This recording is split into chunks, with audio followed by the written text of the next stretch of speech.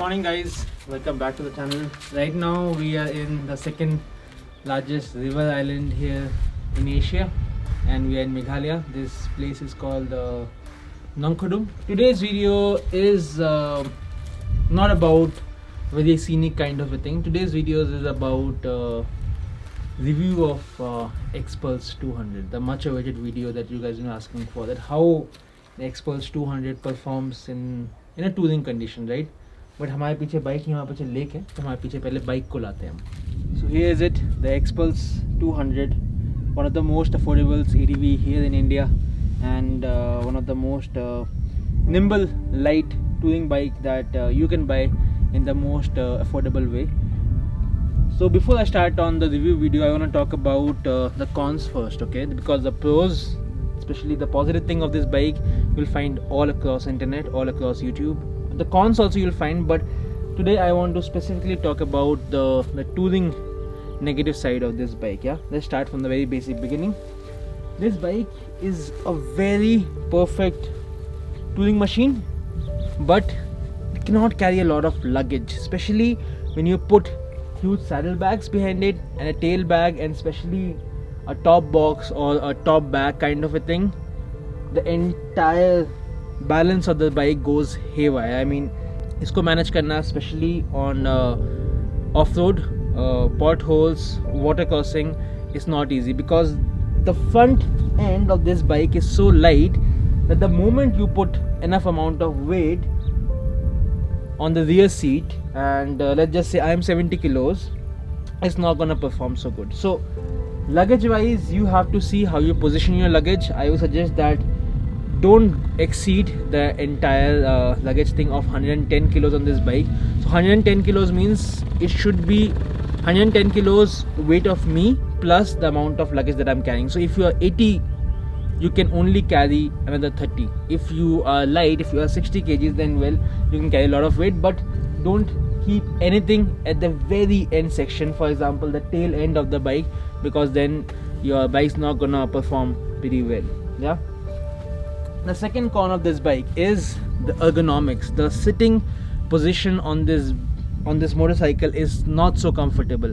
Even though I have put handlebar risers on my motorcycle to make it more comfortable and straightforward, but it still doesn't suits my need. Basically, the entire shape of the bike is a bit aggressive, is not comfortable, especially when you're cruising long distances. It gets real tiresome on the shoulder, gets real tiresome on the back. So I think it can be managed with a better seat, maybe a flat handlebar, something like that. The risers are not helping you much, so that's the second negative thing on this bike. The third negative thing on this bike is that the parts that you're getting is not so good. I mean, one small crash and this thing is completely useless. This handguard is not even a handguard, it's just a wind protector, I guess. This thing is useless, and the parts that have been used on this bike is very of cheap quality.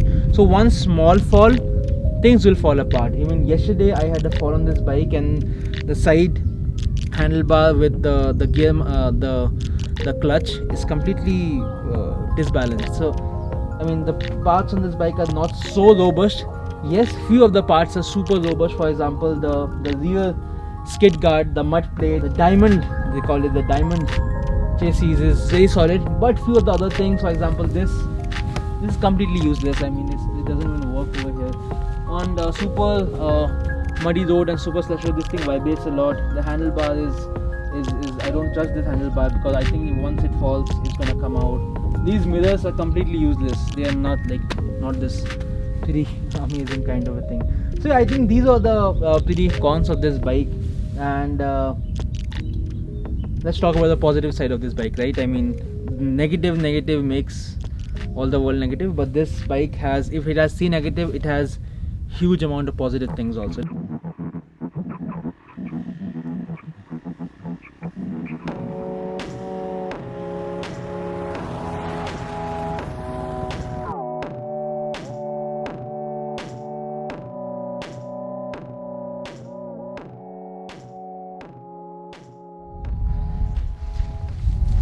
Positive side अब इस bike की हम positive side की थोड़ी बात करते हैं. The first thing that I would say that for the amount you are paying, which is 1,35,000. I paid 1,38,000 back in Noida. This is the best bike one can get. I mean, the next ADV segment that you can afford is Himalayan and then KTM 390. They are more than double the cost of this bike, right? Does that give you a double the value for money? I don't think so. So for the amount of money that you are paying, you are getting a complete beginner touring or adventure motorcycle, and it's light, it's nimble, so it's completely value for money. पैसे सारे वसूल होते हैं जितने आपने दिए हैं इस बाइक को चला के. So that's the first positive thing. The second positive thing is most of the ADV bikes here in India have low mileage, right? For example, if you take the Himalayan, on off-road it gives around 20, 22, 25. On highway it gives around 28, 29. KTM on the other hand, 390 Adventure, 250 Adventure, similar kind of range. If you're riding it very aggressive on off-road, especially on first gear, you're crunching that out. Second gear आप बहुत तेज चला रहे हैं, again you'll get 25, maximum 27, 29, 30. This bike on the other hand, on highways is giving me almost 40 km per liter, and on off-road it's giving me almost 35 km per liter. I mean, which is pretty amazing. Even though the tank size of this bike is very small, 11 liters I think, yeah, but the amount of distance, because the mileage is good, I can travel, it's super amazing. And a lot of times I'm traveling with my partner Saket. He's on a Himalayan, he has to fill a full tank, and this bike is still on a half tank. So that's a really positive thing about this bike.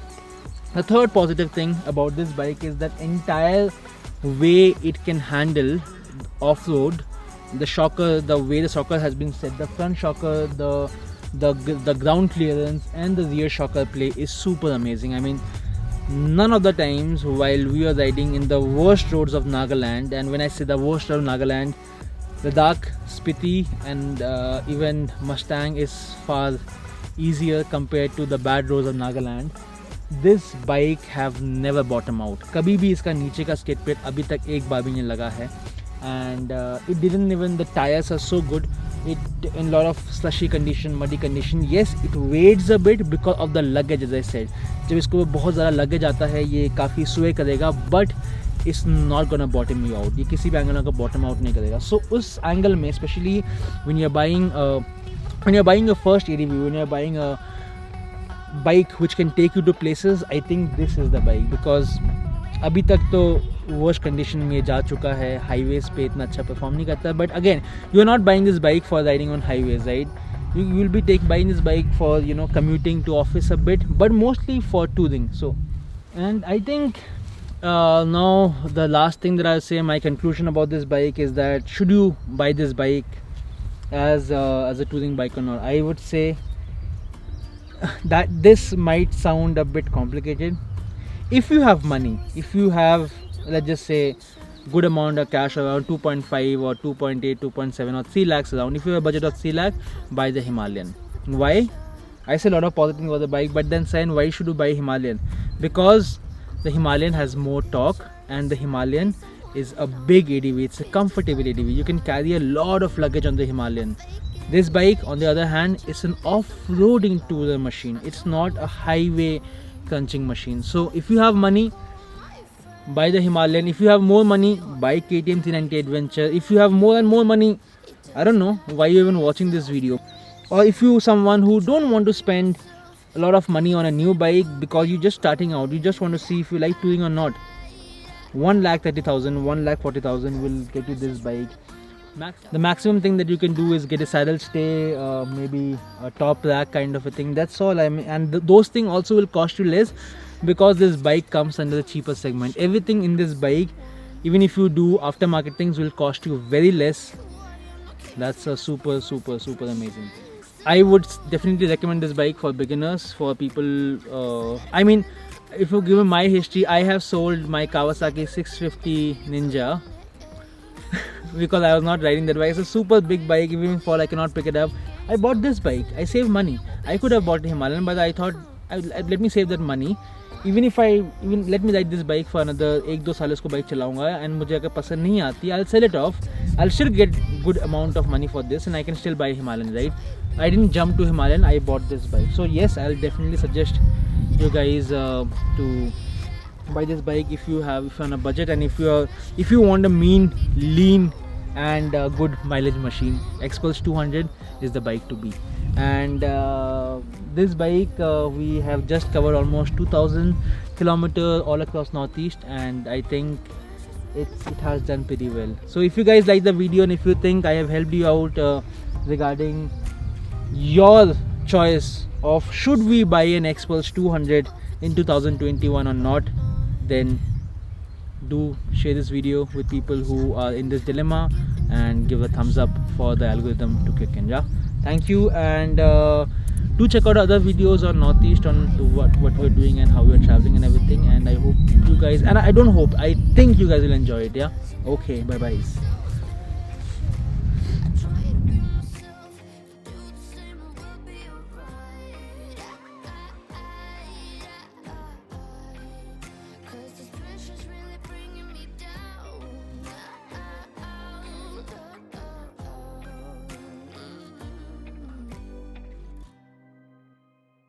So another positive thing about this bike is the cost of after sale service. I mean, the once you bought this bike, you are completely free actually, because the services of this bike is super cheap. I mean, my first service was for 359 rupees, my second service was for 290 rupees, and I think my third service, even if I'm riding this bike in the worst amount of terrain, if things has to be changed, if things has to be replaced, it's still super cheap, it's still super affordable.